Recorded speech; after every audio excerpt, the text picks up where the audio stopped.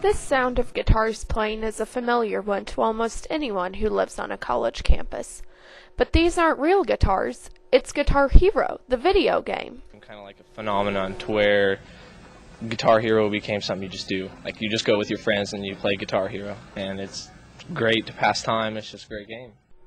And no real musical knowledge is needed to play the game. I'm not talented. This game is actually like wonderful because we can actually feel like people who can't play an actual instrument can feel really cool about ourselves because we can play Guitar Hero on expert. So, as I found out, playing this game is not as easy as it looks.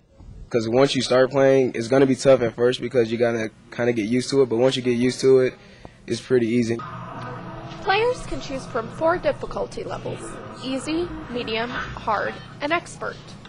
I still got about 5 songs left on experts. I'm stuck on one right now that I just can't beat. So I haven't beat it on expert yet, but everything else I've pretty much beaten. Then select a favorite from the list of songs, and it's time to rock.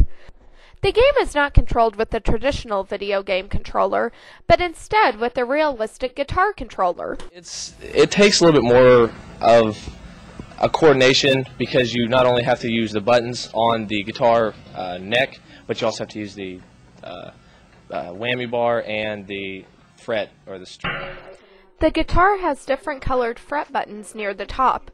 When a note comes on the screen, the player presses the coordinating fret button.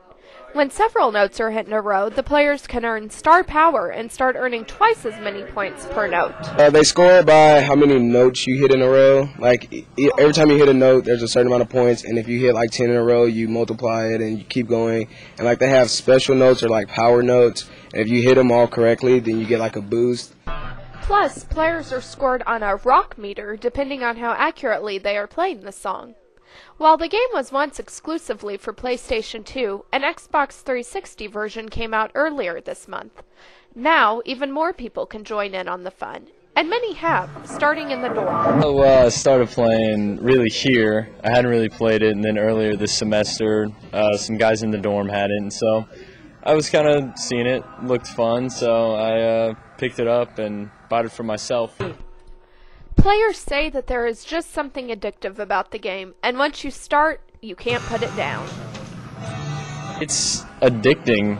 You start playing, and you get through a song, and you're like, oh, I can get 5 stars on that song, and so you play through it again, and you don't get 5 stars, so you play through it again and again and again, until your hand's really numb, and at that point, you're doing yourself no good, but you keep playing. But with a little work, anyone can pick up the game, and before you know it, you'll be a guitar hero. Tricia Shelton, KNBU TV. Thank you for joining us here at KNBU TV. I'm your host, Nate Swihart. Please join us again next week for another exciting episode of Inside Baker.